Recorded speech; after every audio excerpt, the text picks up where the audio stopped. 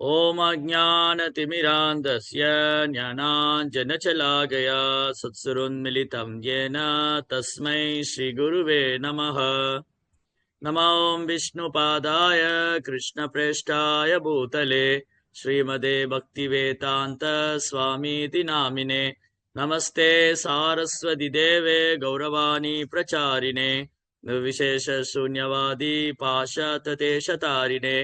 जय श्री कृष्ण चैतन्य प्रभु नित्यानंद श्री अद्वैत गदाधर श्रीवासदि गौर भक्त वृंद। हरे कृष्णा कृष्ण कृष्णा हरे हरे, हरे राम राम राम हरे हरे। हरे कृष्णा பக்தர் எல்லாருக்கும் இனிமையான மாலை வணக்கம். இன்றைய பகவத்கீதை சத்சங்க வகுப்புல கலந்துட்டு இருக்கிற எல்லா பக்தர்களுக்கும் என்னுடைய பணிவான நமஸ்காரம். பகவத்கீதையினுடைய 11வது அத்தியாயம். இன்னைக்கு நம்ம படிக்கிற ஸ்லோகம் 31 முதல் 34 வரை. அப்போ பகவத்கீதை தொடர் வகுப்புல நம்ம 11வது அத்தியாயம் வந்திருக்கோம். இந்த அத்தியாயத்துடைய தலைப்பு விஸ்வரூபம். பகவான் ஸ்ரீ கிருஷ்ணர் அர்ஜுனனுக்கு விஸ்வரூபத்தை காட்டு அருளினார். சரி, ஒரு சின்ன 10 நிமிஷம் இதுக்கு முன்னாடி என்ன நடந்தது, ஏன் பகவான் கிருஷ்ணர் விஸ்வரூபம் காண்பித்தார், ஏன் ஏன் பகவான் கிருஷ்ணர் விஸ்வரூபத்தை காண்பித்தார், எதற்காக காண்பித்தார், அர்ஜுனனுக்கு எதற்காக பகவான் விஸ்வரூபத்தை காண்பித்தார், ஏன் விஸ்வரூபத்தை காண்பித்தார், இந்த விஸ்வரூபம் என்பது என்ன, இந்த மாதிரி ஒரு 10 நிமிஷம். அதுக்கப்புறம் இன்னைக்கு ஸ்லோகத்துக்குள்ள போலாம். அதாவது பகவத்கீதை உண்மையில அர்ஜுனனுக்காக உபதேசிக்கப்பட்டதே அல்ல. அர்ஜுனன் பகவானுக்கு மிகவும் பிரியமான பக்தனும் நண்பருமா இருக்கார். அதனால அவருக்கு பகவத்கீதை அவசியம் இல்லை. ஏன்னா அர்ஜுனர் பகவானுடைய நித்தியமான சேவகர். ஆன்மீக லோகத்துல 2 விதமான ஆத்மாக்கள் உண்டு. பகவானுடைய ஆன்மீக உலகத்துல 2 விதமான ஆத்மாக்கள். ஒன்று நித்திய பக்தா, இன்னொன்று நித்திய சித்தா. நித்திய பக்தாங்கிறது நம்மள மாதிரி ஜீவாத்மாக்கள், வீழ்ந்த ஆத்மாக்கள். இந்த நித்திய பக்தா கட்டுண்ட நிலையில் இருக்கிற ஆத்மா விழக்கூடிய வாய்ப்பு. ஒரு வகையான ஆத்மா நம்மை போன்றவங்க விழக்கூடியவங்க. அர்ஜுனனை போன்ற ஆத்மாக்கள் வீழ்ச்சி அடையாதவங்க, நித்திய சித்தர்கள். எப்பவுமே பகவானுடைய கிருஷ்ணருடைய சேவையிலேயே இருக்கக்கூடியவங்க நித்திய சித்தர்கள். எப்பெல்லாம் பகவான் இந்த பூமிக்கு இறங்கி வர்றாரோ அப்ப அவங்களும் கூட வர்றாங்க. அர்ஜுனன், யுதிஷ்டிரர், பாண்டவர்கள், விதுரர், பீஷ்மர், விருந்தாவனத்து கோபர்கள், கோபிகள், யசோதாமா, நந்த மகராஜ், வசுதேவர், தேவகி, அக்ரூரர், இந்த மாதிரி எண்ணற்ற ஆயிரக்கணக்கான, லட்சக்கணக்கான, கோடிக்கணக்கான பக்தர்கள். அந்த ஆத்மாக்கள் எல்லாமே நித்திய சித்தர்கள். ஆத்மீக லோகத்துல பகவான் ஸ்ரீ கிருஷ்ணருக்கு எப்பவுமே சேவனம் செய்து கொண்டிருக்கிற ஆத்மாக்கள். அப்போ பகவத்கீதை உண்மையில அர்ஜுனனுக்கானதே அல்ல. அர்ஜுனன் மூலமாக நமக்கு உபதேசிக்கப்பட்டது, நமக்காக வேண்டிதான். பகவத்கீதை யாருக்காக? நம்மை போன்ற ஆத்மாக்களுக்காக. இந்த நித்திய பத்தா கட்டுண்ட நிலையில் இருக்கிற ஆத்மாவுக்கும் நித்திய சித்தா, நித்திய சித்தரான ஆத்மாவுக்கு என்ன வித்தியாசம்னா, நாம கிருஷ்ணரை மறந்திருக்கிறோம், அவங்க கிருஷ்ணரை மறக்க முடியாம இருக்காங்க. கட்டுண்ட நிலையில் இருக்கிற ஜீவாத்மாவை நாம பகவானை மறந்து இருக்கிறோம். இந்த ஜட உலகத்துல கிருஷ்ணரை மறந்து நம்ம வாழ்ந்துட்டு இருக்கோம். ஆனா அர்ஜுனனை போன்ற பக்தர்கள் பகவானை மறக்கிறதே இல்லை, பகவானை விட்டு பிரியறதே இல்லை. அப்போ அர்ஜுனனை ஒரு ஒரு அறியாமையில புகுத்தினது போல வச்சுட்டு அர்ஜுனனுக்கு மூலமா உபதேசிக்கிற மாதிரி நமக்கு உபதேசிக்கிறார் பகவான். அப்போ பகவத்கீதை யாருக்காக? நித்திய சித்தர்களான அந்த பக்தர்களுக்காக அல்ல, நித்திய பக்தர்களான நம்மை போல கட்டுண்ட ஆத்மாக்கள். இந்த ஜீவாத்மாவை நாம இந்த ஜட உலகத்துல, பௌதிக உலகத்துல கட்டுண்ட வாழ்க்கையில, பந்தப்பட்ட வாழ்க்கையில இருக்கிறோம்.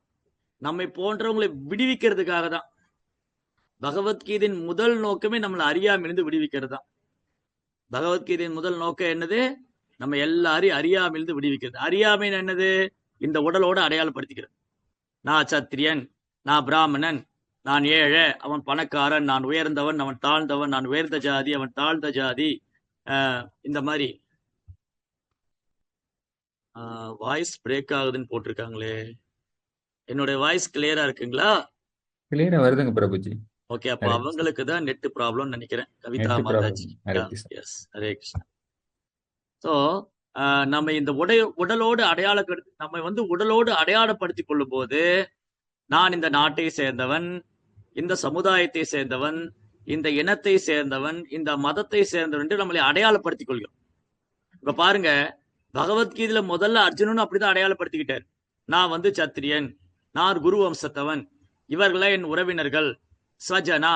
நீங்க எல்லாம் கேள்விப்பட்டிருப்பீங்க. முதல் அத்தியாயத்துல அர்ஜுனன் வந்து ஸ்வஜனா, இவங்கெல்லாம் என்னுடைய ஜனங்கள் கிருஷ்ணா, இவங்களோட நான் எப்படி சண்டை போடுவேன்? நீங்க உங்க சொந்தக்காரங்களோட சண்டை போடுவீங்களா? என்ன மட்டும் ஏன் சண்டை போட சொல்றீங்க? நீங்க மட்டும் உங்க தாத்தாவை கொல்லுவீங்களா? என்ன மட்டும் ஏன் என் தாத்தாவை கொல்ல சொல்றீங்க? அப்படின்னு அர்ஜுனன் வாதம் செய்தார். அப்ப என்ன அர்த்தம்? அர்ஜுனன் பகவான் கிருஷ்ணரிடத்துல முதல் அத்தியாயத்துல வாதம் செய்யறார். இந்த யுத்தம் நியாயம் இல்ல, இதை நான் செய்ய மாட்டேன் அப்படின்னு ஒரு 5 காரணங்கள். நீங்க எல்லாருமே பகவத்கீதை முன்னாடி எல்லாம் உங்களுக்கு சொல்லி கொடுத்திருப்பாங்க, படிச்சிருப்பீங்க. 5 காரணங்கள் சொல்லி அர்ஜுனன் தவிர்க்கிறார். என்னென்ன காரணம் தெரிஞ்சவங்க சாட் பாக்ஸ்ல போடலாம். இந்த 5 காரணத்தினாலதான் அர்ஜுனன் யுத்தம் செய்ய மாட்டேன்னு தவிர்க்கிறார். அதை நீங்க வந்து சாட் பாக்ஸ்ல போடலாம். உங்களுடைய நீங்க ஞாபகம் வச்சிருக்கீங்கன்னா இந்த காரணத்தினாலதான் அர்ஜுனன் சண்டை போட மாட்டேன்னு சொல்றாரு. ரைட்? சோ இந்த 5 காரணங்களை சொல்லி அர்ஜுனன் இந்த யுத்தத்தை தவிர்க்க விரும்புறார். வேண்டாம், இந்த யுத்தம் எனக்கு வேண்டாம். அப்போ முதல் அத்தியாயத்துல அர்ஜுனன் தான் நிறைய பேசியிருக்கார். கிருஷ்ணர் வந்து 2 ஸ்லோகம் 3 ஸ்லோகம் தான் பேசியிருக்காரு. அப்புறம் திருதராஷ்டர் 1 ஸ்லோகம் பேசியிருக்காரு. சஞ்சயன் ஒரு 4-5 ஸ்லோகம் பேசியிருப்பாரு. துரியோதன ஒரு 5-6 ஸ்லோகம் பேசியிருப்பாரு. சரி, என்னது போட்டிருக்காங்க சாட் பாக்ஸ்ல? ஒருத்தரா போடுறேன். எல்லாம் என் உறவினர்கள், நண்பர்கள், உறவினர்கள், இவங்களை எப்படி நான் கொள்ளுவேன்? அப்புறம் கருணையினால சண்டை போட மாட்டேங்கிறாரு, இரக்கத்தினால. Very good. பாவமே வந்து சேரும். Very good. பாவமே வந்து சேரும். அப்புறம் பெண்கள் தவறான வழியில போவாங்க, தேவையில்லாத சந்ததிகள், வர்ண சங்கரம் உண்டாகும். Yes, very good. ரொம்ப ரொம்ப நன்றி. நீங்க எல்லாம் பெரிய பண்டிதர்களா எல்லாம் கரெக்டா ஞாபகம் வச்சிருக்கீங்க. சுகம். என் சுகம் போயிடும். சொந்தக்காரங்களாம் கொண்டுட்டு நான் எப்படி நிம்மதியா வாழ்றது? அனுபவிக்கவே முடியாதே. என்னால் எப்படி இந்த ராஜ்யத்தை அனுபவிக்க முடியும்? கிம்னோ ராஜேன கோவிந்தா. இவங்களை கொண்டுட்டு நாம ராஜ்யத்தை எப்படி அனுபவிக்க போறோம் கிருஷ்ணரே, கோவிந்தரே? இல்லையா? இந்த 5 காரணங்கள். இவங்க என் உறவினர்கள், நண்பர்கள். இவங்களை கொண்டுட்டா எனக்கு சந்தோஷம் கிடையாது, எனக்கு வந்து இன்பம் அனுபவிக்க முடியாது.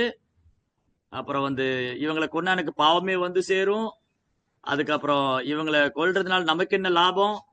அப்புறம் இது வந்து இவங்களை கொல்றதுனால நம்ம குலம் நாசமாயிடும், பெண்கள் தவறான வழியில போயிடும், குல தர்மம் கெட்டு போயிடும். அப்புறம் இரக்கத்தினால, இவங்க மேல உள்ள இரக்கத்தினால, ஒரு பக்தனுக்கே உண்டான இரக்கத்தினால அர்ஜுனன் பண்ண மாட்டேங்கிறார். அப்ப முதல் அத்தியாயத்துல அர்ஜுனனும் கிருஷ்ணரும் நண்பர்கள் போல பேசிட்டு இருக்காங்க. நண்பர்கள் தான் ஏறக்குறைய, சந்தேகமே இல்லை. ஆனா அர்ஜுனால ஒரு முடிவுக்கு வர முடியல. எவ்வளோ வாதம் செஞ்சு பார்த்தாரு, ஆர்கியூ பண்ணி பார்த்தாரு, ஒரு முடிவுக்கு வர முடியல. கடைசியில கிருஷ்ணரையே தன் குருவா ஏத்துக்கிட்டார். கார்பண்ய தோஷோ பிரகதஸ்வபாபா பிச்சாமித்தாம் தர்மச்சமூட சேதாஹா எஸ்ய இஷாம் நிஷிதம் ப்ரூவி தன்மே சிஷ்யஸ்தேகம் சுவாதிமாம் தாம் பிரபன்னம். ஓ பகவானே, எனக்கு ஒரே குழப்பமா இருக்கு. எது தர்மம், எது அதர்மம், என்ன செய்யணும், செய்யக்கூடாது, இது யுத்தம் பண்ணலாமா பண்ண வேண்டாமா, ஒரு முடிவுக்கே வர முடியல. பேசாம நீங்களே சொல்லிருங்க அப்படின்னு சரணாகதி பண்ணிட்டார். அப்ப 2ஆம் அத்தியாயத்துல அர்ஜுனனும் கிருஷ்ணரும் குரு சீடர் ஆயிட்டாங்க. கிருஷ்ணர் வந்து கீதாச்சாரியன், கீதையின் ஆச்சாரியன், குரு. அர்ஜுனன் வந்து சீடர். அப்ப முதல் அத்தியாயத்துல நண்பர்களா பேசினாங்க. 2ஆம் அத்தியாயத்திலிருந்து குரு சீடர் ஆயிட்டாங்க. 2ஆம் அத்தியாயத்திலிருந்து 9ஆம் அத்தியாயம் வரை குரு சீடரா தான் பேசுறாங்க. 10ஆம் அத்தியாயம் வந்த உடனே அர்ஜுனனுக்கு புரிஞ்சு போயிடுத்து, பகவான் கிருஷ்ணர் என்ன நினைக்கிறாரோ அதான் நடக்கும். அவர் தான் முழு முதற் கடவுள், அவர் திட்டப்படிதான் எல்லாம் நடக்கும். அதுல எந்த சந்தேகம் கிடையாது. 10ஆம் அத்தியாயம் வந்த உடனே அர்ஜுனன் பக்தர் ஆயிட்டார். முதல் அத்தியாயத்துல அர்ஜுனனும் கிருஷ்ணரும் நண்பர்களா பேசிட்டு இருந்தாங்க. 2ஆம் அத்தியாயத்திலிருந்து 6ஆம் அத்தியாயம் 7ஆம் அத்தியாயம் வரை அர்ஜுனனும் கிருஷ்ணரும் குரு சீடனா பேசிட்டு இருக்காங்க. 7ஆம் அத்தியாயத்துக்கு பிறகு வரக்கூடிய அத்தியாயங்கள்ல பகவான் தன்னுடைய தூய பக்தி தொண்டு, தன்னை பற்றியும் தனது தூய பக்தி தொண்டை பத்தி சொன்ன உடனே 10ஆம் அத்தியாயத்துல அர்ஜுனுடைய சந்தேகம்லாம் தீர்ந்து போயிடுச்சு. 10ஆம் அத்தியாயத்திலே அர்ஜுனன் பக்தர் ஆயிட்டார். சோ கிருஷ்ணர் வந்து ரொம்ப அழகா சிஸ்டமேட்டிக்கா பிரச்சாரம் பண்ணார்.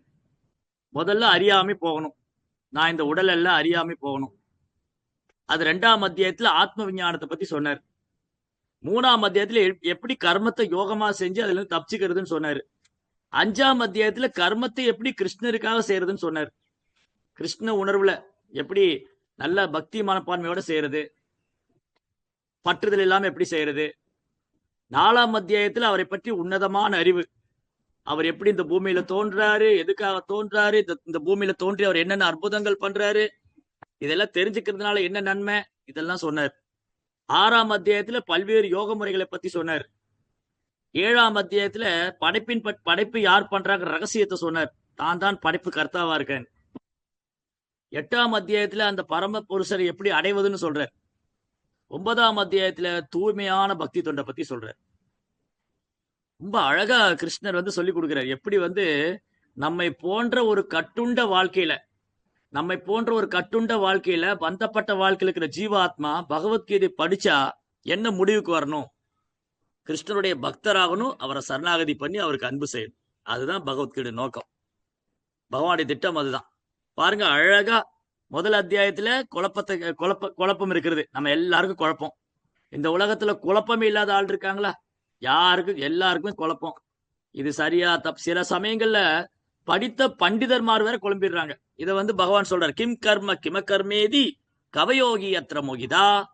எது செயல், எது செய்யக்கூடியது, எது செய்யக்கூடாது, எது தர்மம், எது அதர்மம்னு சில நேரங்கள்ல பண்டிதர்கள் கூட குழம்பி போயிடுறாங்க. பண்டிதர்கள், பெரும் பண்டிதர்கள், பௌதிகத்துல பெரிய பட்டம் வாங்கினவங்க, பிஹெச்டி பண்ணவங்க, அவங்களே குழம்பி போயிடுறாங்க. சாஸ்திரம் படிச்சவங்க யாரா இருந்தாலும் ஒரு சமயத்துல குழப்பத்துக்கு ஆளாயிடுறாங்க. அதனால பகவத்கீதை படிக்கும் போது முதல்ல இந்த குழப்பங்கள்லாம் தீரும். ஏன்னா 2ஆம் அத்தியாயத்திலே கிருஷ்ணர் ஆத்ம விஞ்ஞானத்தை பத்தி சொல்றார்.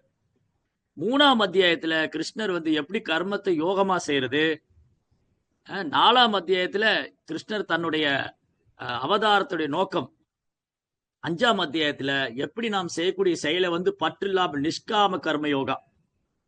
6ஆம் அத்தியாயத்துல பல்வேறு யோக முறைகள், அஷ்டாங்க யோகம், தியான யோகம், இதெல்லாம் சொல்லி அதுல பக்தி தான் சிறந்தது, அதுதான் எல்லா காலத்துக்கும் எல்லா சூழ்நிலைக்கும் எல்லா இடத்துக்கும் பொருத்தமானது. யோகினாம் அபி சர்வேஷா மத்கதேர் அந்தராத்மனா ஸ்ரத்தாவான் பஜதேயோமாம் சமேயுக்த தமோமதா. எல்லா யோகியிலும் சிறந்தவர், எப்போதும் என்னை உள் மனதுல தியானம் செய்து கொண்டு என்னையே சிந்தித்துக் கொண்டிருக்கிற பக்தர், ஒரு பக்தி யோகி, நம்பிக்கையோட, ஸ்ரத்தாவான் பஜதேயோம், நம்பிக்கையோட எனக்கு பக்தி செய்யக்கூடிய என் பக்தன் யோகிகள் எல்லாம் சிறந்தவர். அப்ப யோகத்துல எல்லாம் சிறந்தது பக்தி யோகம், யோகி எல்லாம் சிறந்தவர் கிருஷ்ண பக்தர். இதுதான் பகவத்கீதையுடைய கன்க்ளூஷன். பகவத்கீதையுடைய முடிவு என்னது? பகவத்கீதையில பல்வேறு யோகம், கர்ம யோகா, ஞான யோகா, அஷ்டாங்க யோகா, தியான யோகா, இதெல்லாம் சொல்லிட்டு பக்தி யோகா தான் சிறந்தது, பக்தர் தான் சிறந்த யோகின்னு சொல்றார். 7ஆம் அத்தியாயத்துல தன்னை பற்றி முழு அறிவும் சொல்றார். மத்த பரதரம் நான் அந்யத் கிஞ்சிஜஸ்தி தனம் ஜெயா மை சர்வமிதம் புரோதம் சூத்ரே மணிகனா இவ. அர்ஜுனா, என்னை விட உயர்ந்த உண்மை இல்லை. நூலில் எவ்வாறு முத்துக்கள் கோர்க்கப்பட்டுள்ளதோ அனைத்தும் என்னையே சார்ந்திருக்கு. இப்ப நான் ஒரு துளசி மாலை போட்டிருக்கேன். இந்த துளசி மாலையில துளசி மணி தெரியுது, ஆனா உள்ளுக்குள்ள ஒரு நரம்பு மாதிரி சின்னதா ஒரு நூல் இருக்கு. அந்த நூல் தான் இந்த துளசி மணிகளை தாங்கிட்டு இருக்கு. ஆனா அது கண்ணுக்கு தெரியல. அதனால உள்ள நூல் இல்லைன்னு சொல்ல முடியாது. என்னால பார்க்க முடியல, ஆனா அதுதான் இது தாங்கி இருக்கு. அதை உணர முடியும். இதுக்குள்ள ஒரு நூல் இருக்கிறதுனாலதான் இந்த இது தாங்கிட்டு இருக்கு. அதே போலதான் இங்க காணக்கூடிய அனைத்தும், அசைவன அசையாதவன, உயிருள்ளது உயிரற்றது, பிரபஞ்ச தோற்றம் அனைத்தும் பகவானே சார்ந்திருக்கு. 8ஆம் அத்தியாயத்துல அந்த பகவானை பக்தினால மட்டும்தான் அடைய முடியும்னு சொல்றாரு. 9ஆம் அத்தியாயத்துல மிக ரகசியமான அறிவு, அந்த தூய பக்தி தொண்டு. அதை பத்தி பகவான் சொல்றாரு. இதெல்லாம் கேட்ட உடனே அர்ஜுனன் தெளிவாயிட்டார். சர்வவேத ஹிருதம் மன்யே என்பா வசதி கேசவா நகீதே பகவான் வித்து விதுர் தேவதானவா. 10ஆம் அத்தியாயத்துல அர்ஜுனன் சொல்றாரு, கிருஷ்ணா, நீங்க சொன்னதெல்லாம் நான் உண்மையை நேர்த்துக்கிறேன். உங்களுடைய வைபவங்கள், உங்களது மைமைகள், உன்னுடைய மகிமைகளை மாபெரும் தேவர்களும் மகா ரிஷிகளும் தைத்தியவர்கள் தானர்கள் யாருமே அறிய மாட்டார்கள். அதனாலதான் அர்ஜுனன் சொல்ற, நீங்க ஆதி தேவம், தேவர்களுக்கு முன்னாடி இருந்தே இருக்கீங்க. பரம் பிரம்ம பரம் தாம பவித்ரம் பரமம் பவா புருஷம் சாஸ்வதம் திவ்யம் ஆதி தேவம் அஜமு. கிருஷ்ணா, நீங்க தான் அந்த பரபிரம்மம். இந்த பிரபஞ்சமே உங்களுக்குள்ள ஒடுங்கி இருக்கு. அகிலாண்ட கோடி பிரம்மாண்ட நாயகனே, ஜனார்தனனே, ஜெகநாதனே, நீங்களே அந்த பரபிரம்மம். பரம் தாமம், தாங்கள் தான் உன்னதமான வசிப்பிடம். பவித்ரம், தாங்கள் தூய்மையானவற்றெல்லாம் தூய்மையானவர். பரமம்பவா, புருஷோத்தமன், புருஷன், சாஸ்வதோயம், நிலையானவர், திவ்யம், திவ்யமானவர். ஆதி தேவம், தேவர்களுக்கு முன்னாடி இருந்தே இருக்கீங்க. இந்திரா, சந்திரா, பிரம்மதேவர், மகாதேவர் போன்ற பெரும் தேவர்களுக்கு முன்னாடி இருந்தே இருக்கீங்க. ஆதி தேவம். அஜம், தாங்கள் பிறப்பற்றவர். விபும், தாங்கள் எல்லையற்றவர். இப்படி எல்லாம் ரொம்ப புகழ்ந்து பாராட்டுறார். உடனே நம்ம சொல்லிடுவோம், அர்ஜுனன் வந்து கிருஷ்ண பக்தருங்க, அதனால புகழ்ந்து பாடுறாரு. இப்ப நமக்கு கூட அந்த மாதிரி முத்திரையெல்லாம் குத்துவாங்க. நீங்க பகவத்கீதை படிச்சுட்டு யார்ட்டையாவது போய் கிருஷ்ணர் தான் முழு முதற் கடவுள்னு சொன்னீங்கன்னு வச்சுக்கோங்களேன், என்ன சொல்லுவாங்க? நீங்க ஹரே ராம ஹரே கிருஷ்ணால் இருக்கிறீங்க, அதனால கிருஷ்ணர் தான் பகவான் சொல்லுவீங்க. உடனே முத்திரையை குத்திடுவாங்க. இவங்க பாருங்க, இவங்கெல்லாம் வந்து இந்த ஹரே ராம ஹரே கிருஷ்ணா இஸ்கானுக்கு போறாங்க, அதனால இவங்க கிருஷ்ணர் தான் முழு முதற் கடவுள்னு சொல்லுவாங்க. அது உண்மைதான். ஆனா நம்ம அதன்படி ஏதோ கண்மூடித்தனமாக நாம் கிருஷ்ணரை முழுமுதற் கடவுளாக ஏற்றுக்கொள்ளவில்லை. பகவத்கீதையில பகவானே சொல்றார், வேற எந்த கடவுளுமே நான் தான் முழுமுதற் கடவுள்னு சொன்னதே இல்லை. அது சிவபெருமானோ, பிரம்மதேவரோ, அல்லது அல்லாவோ, நபிகளோ, அல்லது இயேசுநாதரோ யாருமே தன்னை முழுமுதற் கடவுள்னு சொல்லல.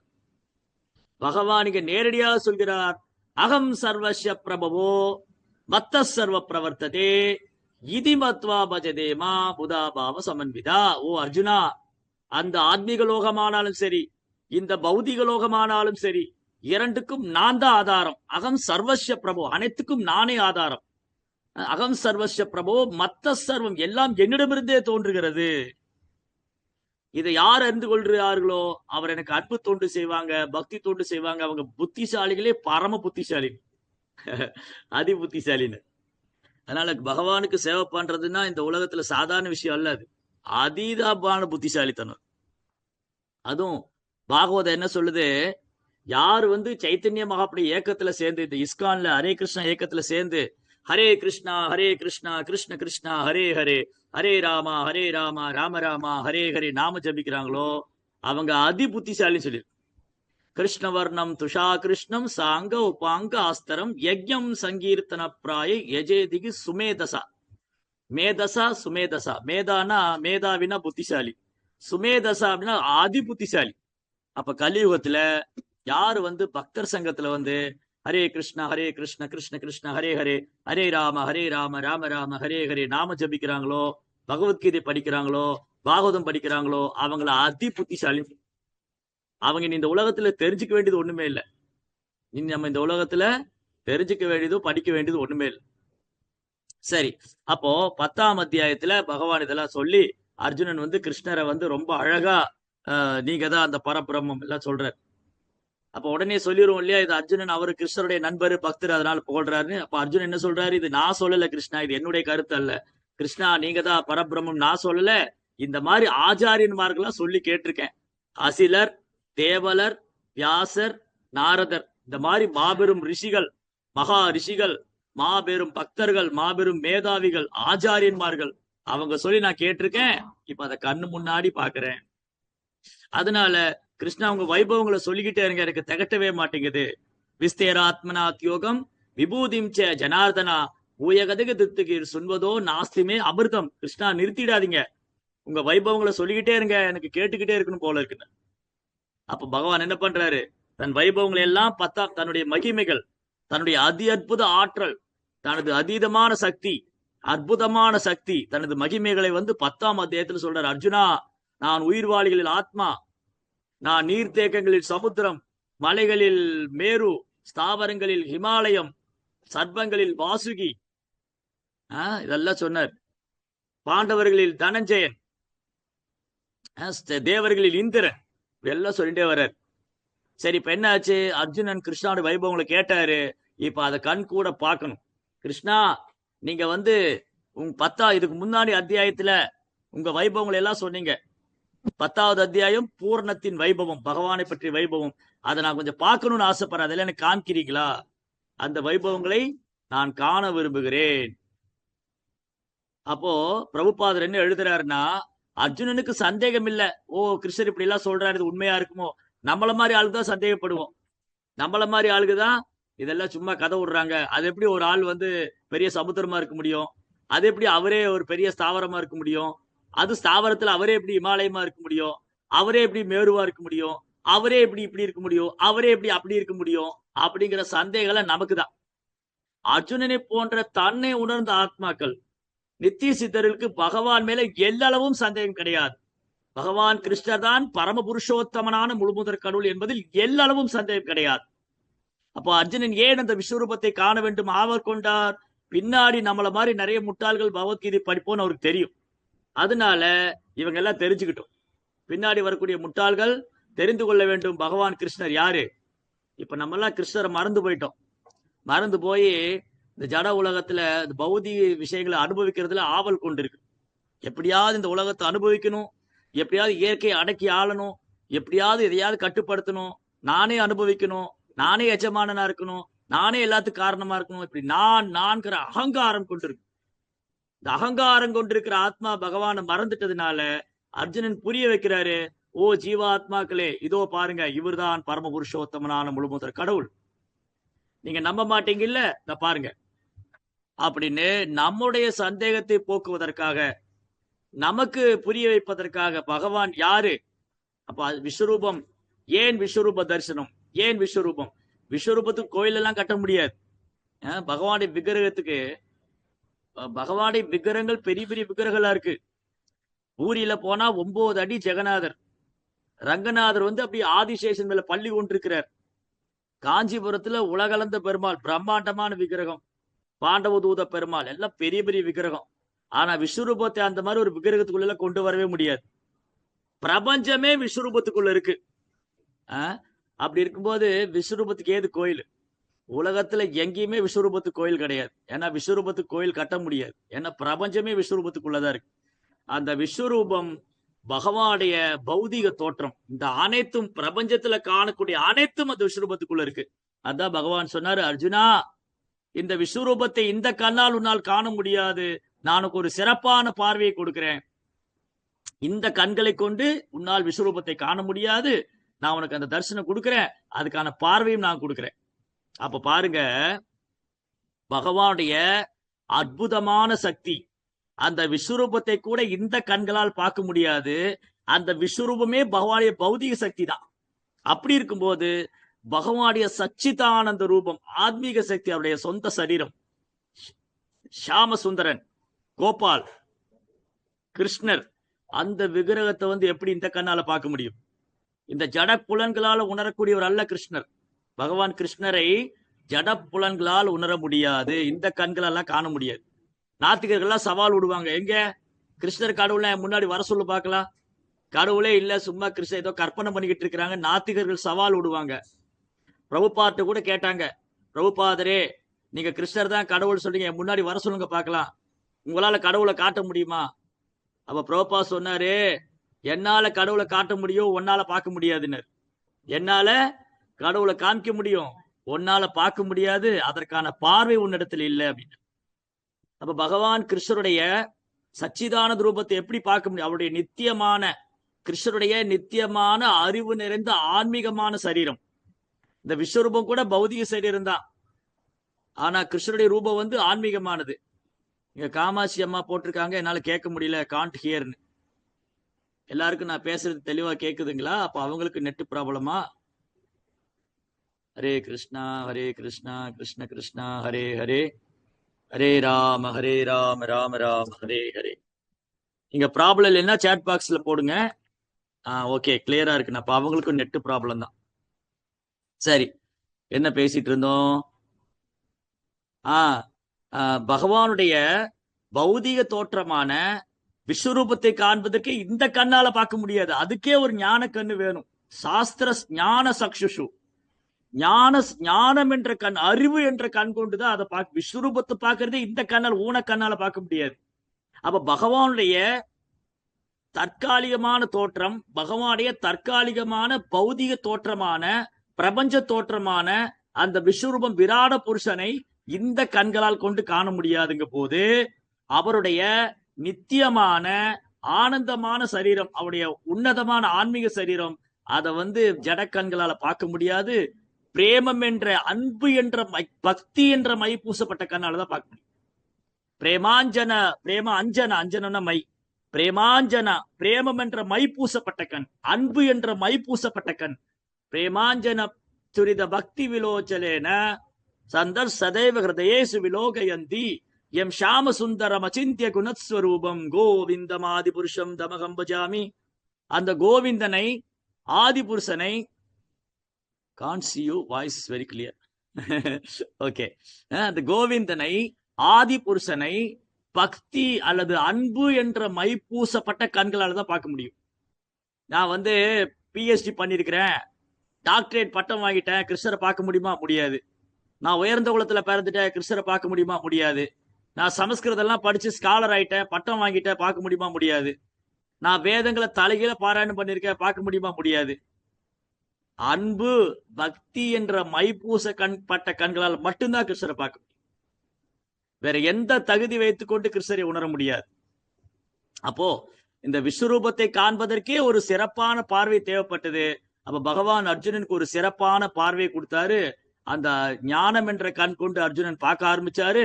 அந்த பிரம்மாண்டமான விஸ்வரூபத்துல 1000 தலைங்க, 1000 கிரீடங்கள், 1000 இதழ்கள், 1000 ஆபரணங்கள்.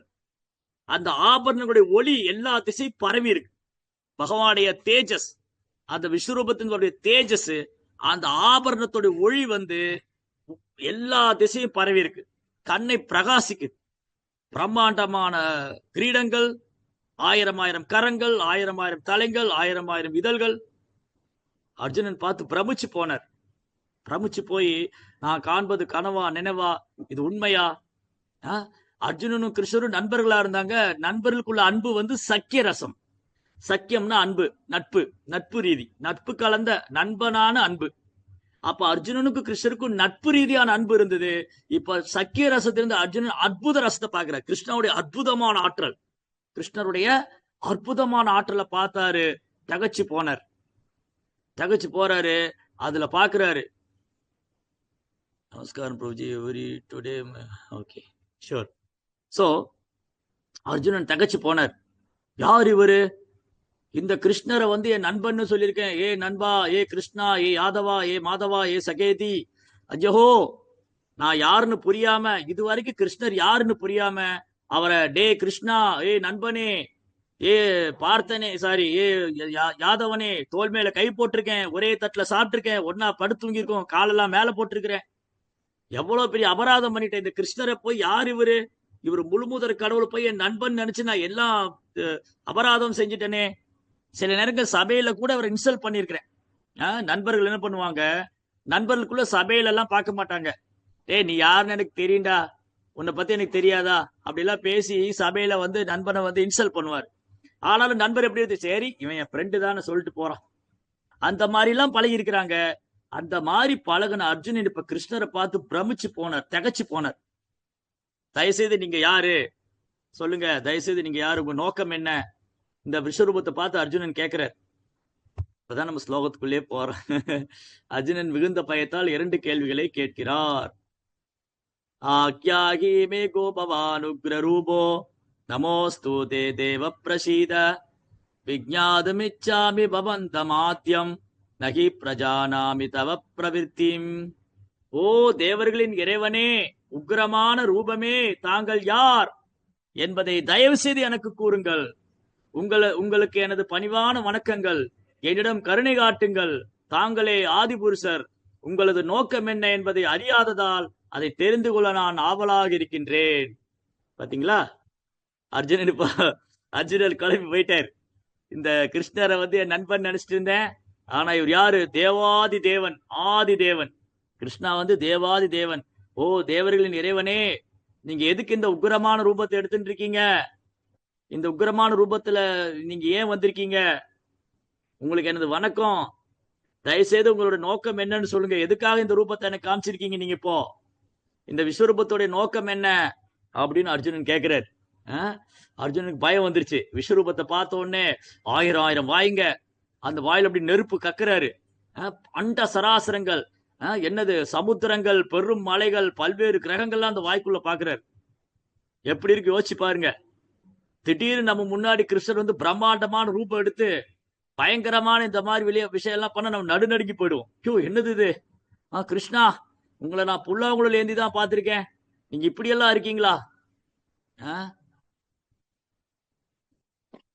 நடராஜ காஸ்மிக் டான்ஸுக்கும் பகவான் ஸ்வரூபத்துக்குள்ள difference please. Okay, will end of the session will give the answer. பாருங்க, பிரம்மாண்டமான இந்த விஸ்வரூபத்தை பார்த்து அர்ஜுனன் பயந்து போயிட்டார்.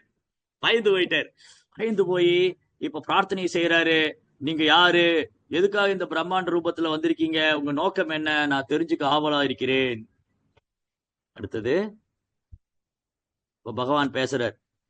ஸ்ரீ பகவான் உவாச்ச காலோஸ்மி லோக க்ஷயக்ருத் பிரவிருத்தோ லோகான் சமாஹர்த்துமிக பிரவருத்தः ஹிருதே அபித்வம் ந பவிஷ்யந்தி சர்வே ये அவஸ்திதா பிரத்யக் பிரத்னிகேஷு யோதः. முழுமுதற் கடவுள் பரமபுருஷோத்தமனான முழுமுதற் கடவுள் கூறினார், காலம் நான், உலகங்களை அழிப்பவற்றில் மிக பெரியவன், எல்லா மக்களையும் அழிப்பதற்காக நான் வந்துள்ளேன். உங்களை தவிர, பாண்டவர்களை தவிர இரு தரப்பிலும் உள்ள எல்லா வீரர்களையும், இரு தரப்பில் உள்ள எல்லா வீரர்களும் அழிக்கப்படுவார்கள். என்ன நடக்க போகுதுன்னு காமிச்சிட்டார். என்ன நடக்க போகுதுன்னு காமிக்கிறார். அர்ஜுனன் பாக்குறாரு, அந்த விஸ்வரூபத்துடைய வாய்க்குள்ள பீஷ்ம, துரோணா, கர்ணா எல்லாம் போய் பீஸ் ஆயிட்டு இருக்காங்க. அந்த விஸ்வரூபத்துடைய வாய்க்குள்ள போய் பெரிய பெரிய பல்லுக்கு நடுவுல பீஸ் ஆகிட்டு இருக்காங்க. பீஷ்மா, துரோணா, கர்ணா, கிருபாச்ச எல்லாம் வாய்க்குள்ள போயிட்டாங்க. அப்ப கிருஷ்ணன் என்ன சொல்றாரு, இந்த விஸ்வரூபம் யாரு? ஓ அர்ஜுனா, உன் முன்னாடி நிக்கிற இந்த விஸ்வரூபம் என்ன தெரியுமா? காலம். ஐ ஆம் த டைம் பர்சானிபிகேஷன். நானே காலஸ்வரூபம். காலாங்கிறது யாரு? கிருஷ்ணர் தான் காலா, வேற யாரும் இல்ல. நம்ம வேற யாரையும் காலா நினைச்சு கூடாது. தமிழ்நாட்டுல வேற யாரையோ காலா நினைச்சிட்டு இருக்காங்க. சோ காலா அப்படின்னா கிருஷ்ணா. ஐ ஆம் த டைம் பர்சானிபிகேஷன். நான் தான் காலஸ்வரூபமா இருக்கேன். உலகங்களை அழிப்பவற்றில் மிகப்பெரியவன். எல்லாத்தையும் சால்வ் பண்ணிடுவார், முழுங்கிடுவார். நித்திய காலம் பாருங்க, டைம் எல்லாத்தையும் முழுங்கிட்டே இருக்கு. பாகவதம் என்ன சொல்லுது? தினம் சூரியன் உதிக்குது மறையுது. சூரியன் உதிக்குது மறையுதுன்னா என்ன சொல்லுது?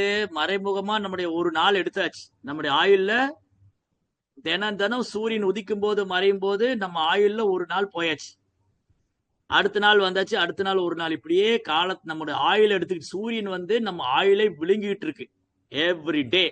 ஸோ கிருஷ்ணா கால ரூபத்துல வர்றார். பிருத்யு சர்வஹரஸ்சாகம். கிருஷ்ணா மரண ரூபத்துல வருவார். யாரு? தன்னை சரணடையாத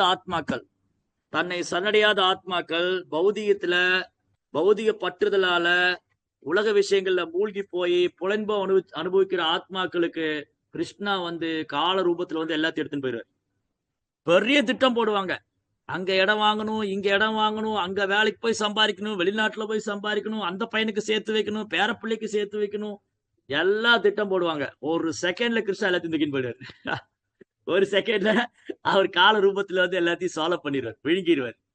நம்ம என்ன திட்டம் போட்டாலும் நம்ம இந்த ஜட உலகத்துல திட்டம் மேல திட்டம் போட்டுக்கிட்டே இருக்கலாம். ஒரு செகண்ட்ல கிருஷ்ணா எல்லாத்தையும் பினிஷ் பண்ணி முடிச்சிருவார். ஸோ பொருளுரையில பிரபுபாத் ரொம்ப அழகா எழுதியிருக்கார்.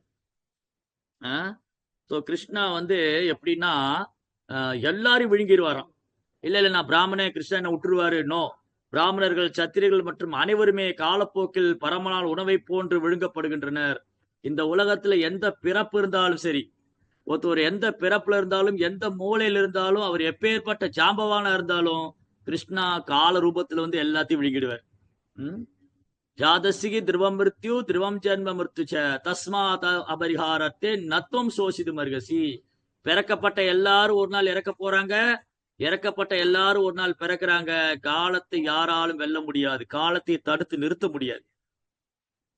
ஒரு நாள்ல என்ன வேணா விலை கொடுத்து வாங்கிடலாம். ஆனா சாணக்கிய பண்டிதர் என்ன சொல்றாரு? இந்த உலகத்துல எதை வேணாலும் விலை கொடுத்து வாங்கல. இப்ப போன ஒரு செகண்ட் எவ்வளவு பொற்காசு தொடக்கு வர்ற ஒரு செகண்ட், இப்படிங்கிற செகண்ட் இருக்கு இல்லையா, அப்படிங்கிற சொடக்கு வர்ற செகண்ட எவ்வளவு பொற்காசுகள் கொடுத்தாலும் வாங்க முடியாது. இந்த டைம் எல்லாம் போயிட்டே தான் இருக்கு. எவ்வளவு பொற்காசு கொடுத்தாலும் திரும்பி வாங்க முடியாது. கிருஷ்ணா கால ரூபத்துல வர்றாரு. ஸோ இங்க அர்ஜுனன் நினைக்கலாம், நான் ஏன் சண்டை போடணும்னு. பிரபுபா சொல்றாரு, அர்ஜுனனுக்கு போர் புரிய நாட்டம் இல்லை. போர் புரியாமல் இருப்பது சிறந்தது என்றும் அதனை தவிர்த்து விட்டால் விரக்திக்கு இடம் இருக்காது. ஏன் நான் சண்டை போட்டு இவங்களெல்லாம் கொண்டுட்டு விரக்தி அடையணும்? அதெல்லாம் சண்டை போடாம இருந்துடலாம். ஆனா அவரது எண்ணத்துக்கு பகவான் என்ன சொல்றார், நீ போரிடாமல் இருந்தாலும் இங்குள்ள அனைவரும் அழிய போகிறார்கள், இதுவே எனது திட்டம். கிருஷ்ணாவோட திட்டம் என்னது, அர்ஜுனன் சண்டை போடலைனாலும் அவங்களை முடிக்கிறதா முடிவு பண்ணிட்டேன். அர்ஜுனா, நீ சண்டை போட வேண்டான்னு பின்வாங்கினாலும் இதோ இந்த விஸ்வரூபத்தில் பார், பீஷ்மர், துரோணா, கர்ணா எல்லாம் உள்ள போறாங்க, அந்த நித்தியமான கால ரூபத்தினால விழுங்கப்படுறாங்க. இதுதான் என்னுடைய திட்டம். கிருஷ்ணா ஆல்ரெடி பினிஷ் பண்ணிட்டாரு அவங்கள, கிருஷ்ணா ஏற்கனவே முடி பண்ணிட்டாரு. சோ அர்ஜுனன் போரிடுவதை தவிர்த்தாலும் கூட, போரிடுவதை அர்ஜுனன் நிறுத்தினாலும் அவர்கள் வேறு விதத்தில் மரணம் அடையத்தான் போகிறார்கள். அர்ஜுனன் கொல்ல வேண்டாம் நினைச்சாலும் அவங்க இறக்கத்தான் போறாங்க. எனவே அவன் போரிடாவிட்டாலும் மரணத்தை தடுக்க முடியாது, மரணத்தை யாராலும் தடுக்க முடியாது. பெரிய பெரிய ஹாஸ்பிட்டல் கட்டலாம், மல்டி ஸ்பெஷாலிட்டி ஹாஸ்பிட்டல் 24x7, பெரிய பெரிய ஹாஸ்பிட்டல், பிரம்மாண்டமான டெக்னாலஜி வச்சு பெரிய பெரிய மருத்துவமனை கட்டலாம். எப்பேற்பட்ட டாக்டராலும் மரணத்தை தடுத்து நிறுத்த முடியாது. சார் நாங்க எங்க லெவல்ல டெஸ்ட் ட்ரை பண்ணிட்டோம் சார், உங்க அப்பா பிழைக்கிறதுக்கு நான் முயற்சி பண்ணோம், எங்க கையில் இல்ல, அவ்வளவுதான், பினிஷ். சோ மரணத்தை யாராலும் தடுக்க முடியாது. உண்மை என்னவென்றால் அவர்கள் அனைவரும் ஏற்கனவே இறந்து விட்டனர். காலம் என்பது அழிவாகும். பரமபுருஷரின் இச்சைப்படி எல்லா படைப்புகளும் காலப்போக்கில் அழிக்கப்படுகின்றன. இதுவே இயற்கையின் சட்டம். சோ நம்ம இங்க வந்து அர்ஜுனன் இவங்களை கொல்லக்கூடாதுன்னு நினைச்சாலும் அவங்க கிருஷ்ணருடைய திட்டப்படி கொல்லப்படதா போறாங்க. ஆல்ரெடி கிருஷ்ணர் அதை நடத்திட்டதா காமிக்கிறார். பாரு அர்ஜுனா, ஆல்ரெடி நான் பினிஷ், எல்லாத்தையும் முடிச்சிட்டேன். இப்போ உனக்கு அந்த கிரெடிட் உனக்கு தான். நீ வந்து நான் ஏற்கனவே எல்லாத்தையும் முடிச்சிட்டேன், நீ இதை சேவை பண்ணினா உனக்கு தான் புகழ். ஓ, அர்ஜுனன் தான் கொன்னாரு, பீஷ்மர் அர்ஜுனன் தான் கொன்னாரு, துரோணர் அர்ஜுனன் தான் கொன்னாரு, மாபெரும் மகாரதர்கள், யாராலும் வெல்ல முடியாத பீஷ்மர் துரோணரை போன்றவங்க அர்ஜுனன் கொன்னாருன்னு அந்த புகழ் உனக்கு தான் வந்து சேரும். இந்த அடுத்த ஸ்லோகத்துல ரொம்ப அழகா ப்ரோப்பா எழுதியிருக்க. அடுத்த ஸ்லோகம் என்னது, தஸ்மாத்வமுத்திஷ்ட யசோ லபத்ஸ்வ ஜித்வா சத்ருன் புங்ஸ்வராஜம் சம்ருத்தம் மைவைதே நிகதா பூர்வமேவ நிமித்த மாத்திரம் பவசவ்யசாச்சி. நிமித்த மாத்திரம், fraction of second, you are only an instrument Arjuna. நிமித்த மாத்திரம் பவசவ்யசாச்சின் சொல்றாரு. எனவே ஓ அர்ஜுனா, எழுந்து போரிட தயாராகுவாயாக, உனது எதிரிகளை வென்று புகழுடன் வளமான அரசினை அனுபவிப்பாயாக. எனது ஏற்பாட்டால் இவர்கள் அனைவரும் ஏற்கனவே மரணத்தை கண்டுவிட்டனர். எனவே சவ்யசாட்சியே, போரில் ஒரு கருவியாக மட்டுமே செயல்படுவாயாக.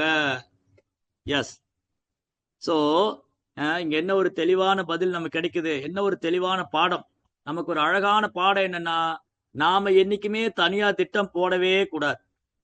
கிருஷ்ணருடைய திட்டம் என்னன்னு தெரிஞ்சுக்கணும். நம்ம தனியா ஏதாவது திட்டம் போட்டோம், ஒரு நாள் நடக்க போறது இல்லை. நம்ம 1000 திட்டம் போடலாம், அந்த கிரகத்துக்கு போகணும், இந்த கிரகத்துக்கு போகணும், அந்த நாட்டுக்கு போகணும், அங்க என்ன வேணாலும் திட்டம் போடலாம், அதெல்லாம் ஒரு செகண்ட்ல முடிஞ்சிடும். சோ கிருஷ்ணருடைய திட்டம் என்ன, அதை அறிந்து கொள்ள வேண்டும். பிரபுபாதர் வந்து பொருளுரையில ரொம்ப அழகா சொல்லியிருக்காரு. அர்ஜுனனை வந்து இங்க கிருஷ்ணர் சவ்ய சாட்சின்னு சொல்றார். சவ்ய சாட்சின்னா என்னது, போர்க்களத்தில் மிகவும் திறமையாக அம்பு எய்தக்கூடியவர், அவ்வளவு திறமை உள்ள ஆளு சண்டை போட மாட்டேங்கிறார். கிருஷ்ணர் என்ன சொல்றாரு, நீ சண்டை போடலைனாலும் இவங்க கதையை நான் முடிச்சிட்டேன், இப்போ நீ ஒரு கருவியா மட்டும்தான், எனது கையில் ஒரு கருவியாக இருப்பாயாக. அது கூட பாக்கியம்தான்.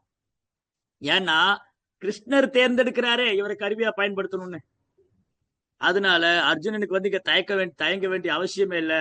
கிருஷ்ணா வந்து அர்ஜுனன் வந்து கிருஷ்ணனுடைய திட்டத்தை அறிந்து கொண்டு செயல்பட வேண்டும். அதுதான் கிருஷ்ணனுடைய விருப்பம். கிருஷ்ணனுடைய விருப்பம் என்ன, தன் திட்டத்தை அர்ஜுனன் நிறைவேற்ற வேண்டும். இத வந்து தூய பக்தர்கள் புரிஞ்சுக்குவாங்க. நம்மள மாதிரி உள்ளவங்க புரிஞ்சுக்கவே மாட்டோம்.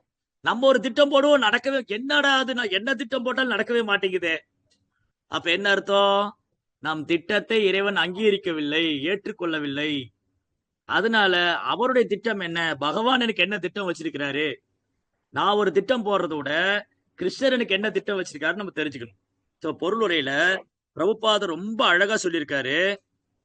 முழு உலகம் முழுவதும் கடவுளின் திட்டப்படி இயங்குவது. இந்த ஜட உலகமே கிருஷ்ணனுடைய திட்டப்படிதான் இயங்குது, தனித்து இயங்க முடியாது. ஆனா முட்டாள் என்ன நினைக்கிறாங்க, இந்த உலகம் தனித்து இயங்குது, இந்த இயற்கை தானா இயங்குது, எல்லாம் தானா நடக்குது. நோ, கிருஷ்ணாவோட திட்டப்படிதான் நடக்குது. நிறைய பேர் இது அப்படி வந்திருக்கலாம், இந்த புயல் வந்து இதனால வந்திருக்கலாம், புயல் அதனால வந்திருக்கலாம், இது அப்படி இருக்கலாம் இப்படி இருக்கலாம்னு சொல்லலாம். ஆனா யாரு புயல் அனுப்புறா, யாரு மழையை அனுப்புறா, யாரு பூகம்பத்தை ஏற்படுத்துறா, யாரு சுனாமி ஏற்படுத்துறா, எப்படி இது நடக்குது, எல்லாம் கிருஷ்ணர் தான் சுவிட்ச் ஆன் பண்றாரு. கிருஷ்ணா வந்து சுவிட்ச் ஆன் பண்ணுவாரு, சுவிட்ச் ஆஃப் பண்ணுவார். அவர் தான் supreme controller, supreme operator, supreme personality of God. அவர் தான் எல்லாத்தையும் இயக்குபவர். அதனால இங்க கிருஷ்ணாவுடைய திட்டம் இல்லாம எதுவும் இங்க நடக்காது. கிருஷ்ணா என்ன பண்றாரு, அவரை மறந்திருக்கிற ஜீவாத்மாக்களுக்கு அடிக்கடி ஞாபகப்படுத்துறாரு. ஓ, நீ இயற்கைக்கு எதிராக செயல்பட நினைக்கிற, ஏ ஜீவாத்மாவே, நீ இயற்கைக்கு எதிராக செயல்பட நினைக்கிற, இயற்கையை கட்டுப்படுத்த நினைக்கிற, அது நடக்காது. ஏன்னா அந்த இயற்கை என்னுடைய சக்தி.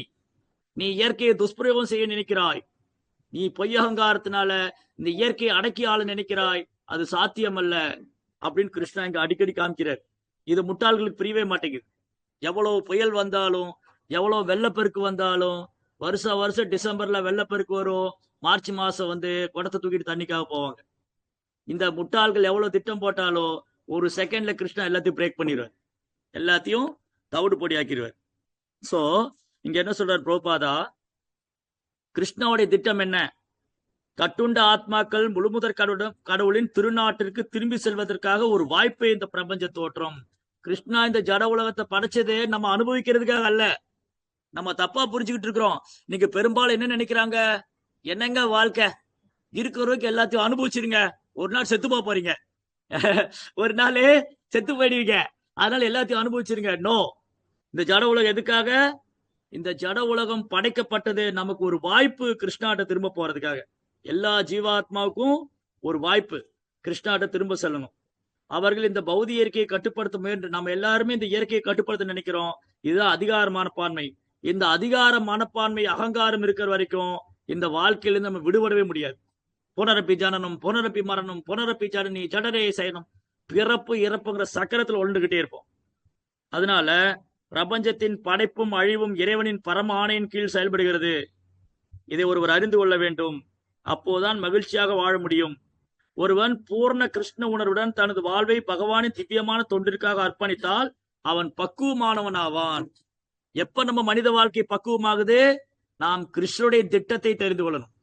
கிருஷ்ணாவுடைய திட்டத்தை தெரிந்து கொண்டால்தான் கிருஷ்ணர் யாரு, அவருடைய திட்டம் என்ன, ஏன் இந்த உலகம் படைச்சிருக்காரு, இங்க நான் என்ன செய்யணும், என்ன செய்யக்கூடாது, இந்த மனித வாழ்க்கையின் குறிக்கோள் என்ன, இதை தெரிந்து கொண்டால்தான் நமது வாழ்க்கை பக்குவமாகும். ஓகே, அடுத்த ஸ்லோகத்திலே பிரபுபாத் பொருள் ரொம்ப அழகா சொல்லியிருக்காரு. துரோணம் ச பீஷ்மம் ச ஜெயத்ரதஸ்ச கர்ணம் ததாயான் அபியோத வீரான் மயாஹதாம் ஸ்வம் ஜகிமாப்யதிஷ்டா யுத்யஸ்வஜேதாசிரணே சபத்னான். துரோணர், பீஷ்மர், ஜெயத்ரதன், கர்ணன் மற்றும் இதர மாவீரர்கள் அனைவரும் ஏற்கனவே என்னால் அழிக்கப்பட்டு விட்டனர். எனவே அவர்களை கொல்வதால் கவலைப்பட வேண்டாம். வெறுமனே போரிடுவாயாக, உன்னை எதிரிகளை நீ போரில் வீழ்த்தி விடுவாய். பாத்தீங்களா, கிருஷ்ணா வந்து இவங்களை பத்தில நீ கவலைப்பட வேண்டிய அவசியமே இல்லை, ஒரு நாள் அவங்க இறக்கதான் போறாங்க, என்னுடைய திட்டப்படி நான் ஏற்கனவே அவங்களை முடிச்சிட்டேன், நீ வெறும் கருவிதான். பொருளுரையில பிரபுபாதர் ரொம்ப அழகா சொல்லியிருக்காரு, ஒவ்வொரு திட்டமும் முழுமுதற் கடவுளையே உருவாக்கப்படுகிறது. இந்த ஜட உலகத்துல இந்த பிரபஞ்சம் எப்படி இயங்குது நடக்குதுன்னா எல்லாம் கிருஷ்ணாவுடைய திட்டப்படிதான் நடக்குது. இருப்பினும் அந்த திட்டத்தை செயல்படுத்துவதற்கான பெருமையை தனது பக்தர்களுக்கு வழங்க அவர் விரும்புகிறார். கிருஷ்ணர் ஒரு செகண்ட் போதும். கிருஷ்ணா வந்து இந்த பிரபஞ்சத்தை படைக்கிறதுக்கும் அழிக்கிறதுக்கும் காக்கிறதுக்கும் அவருக்கு ஒரு செகண்ட் போதும். ஆனா புகழை யாரு கொடுக்கிறாரு, ஹனுமான், அர்ஜுனன், இந்த மாதிரி பக்தர்கள் கொடுக்கிறார் இல்லையா. ராமர் வந்து லங்கைக்கு போறதுக்கு பாலம் கட்டி போனாரு, ஹனுமான் ஒரே ஜம்ப்ல போனார்.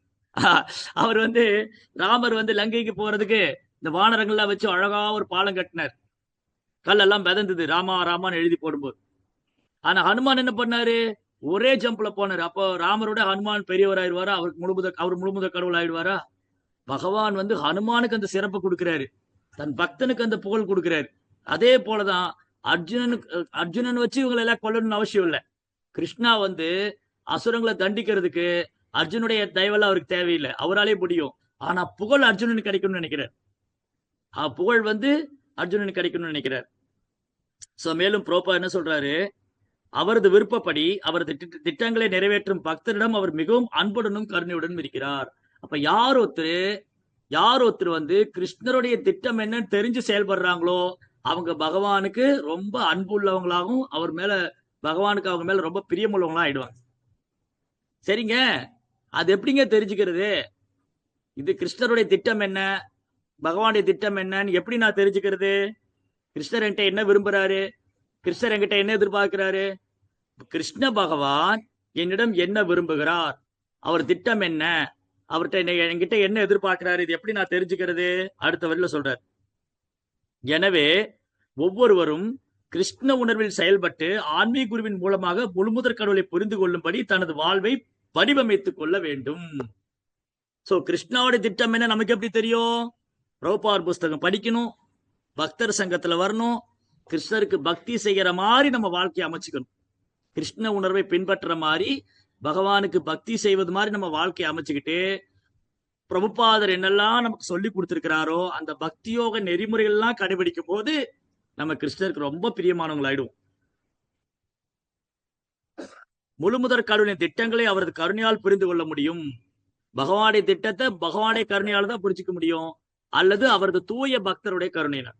பிரபுபாதர் மாதிரி ஆச்சாரியருடைய கருணையினால, பகவானுடைய கருணையாலும் ஆச்சாரியனுடைய கருணையாலும் மட்டும்தான் கிருஷ்ணாவுடைய திட்டம் என்னன்னு நம்ம புரிஞ்சுக்க முடியும். இன்னைக்கே நமக்கு புரிய மாட்டேங்குது, நம்ம ஆச்சாரியனுடைய திருவடிகளை சரணடையவில்லை, பகவானுடைய கருணை நம்பி இல்லை. இன்னைக்கு எதையெல்லாமும் நம்பி இருக்கிறோம்.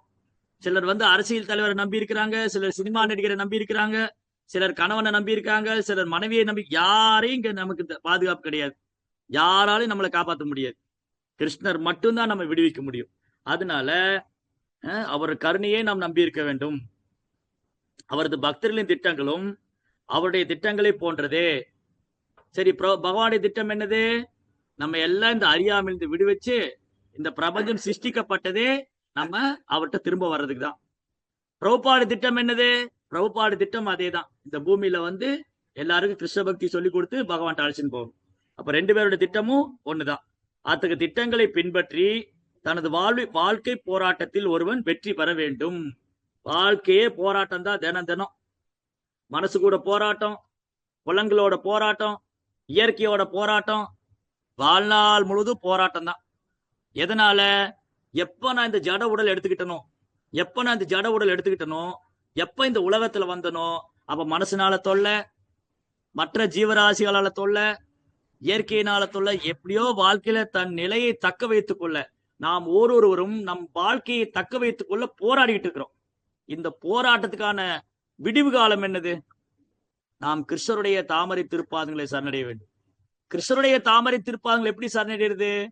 ஆச்சாரியருடைய ஆன்மீக குருவுடைய தாமரை திருப்பாதங்களை சரணடைந்து ஆன்மீக குரு என்ன சொல்றாரு அதை ஃபாலோ பண்ணும். பக்தர் சங்கத்துல வந்து ஹரே கிருஷ்ணா கிருஷ்ண கிருஷ்ண ஹரே ஹரே, ஹரே ராம ராம ராம ஹரே ஹரே நாம ஜபிக்கும் போது, பகவானுக்கு பக்தி செய்யும் போது நம்ம எல்லா விதமான வாழ்க்கை போராட்டத்தை விடுபட்டு இங்க வாழும் போது சந்தோஷமா இருக்கலாம். இந்த உடலை விட்டாலும் பகவான்கிட்ட போயிடலாம். ஹரே கிருஷ்ணா.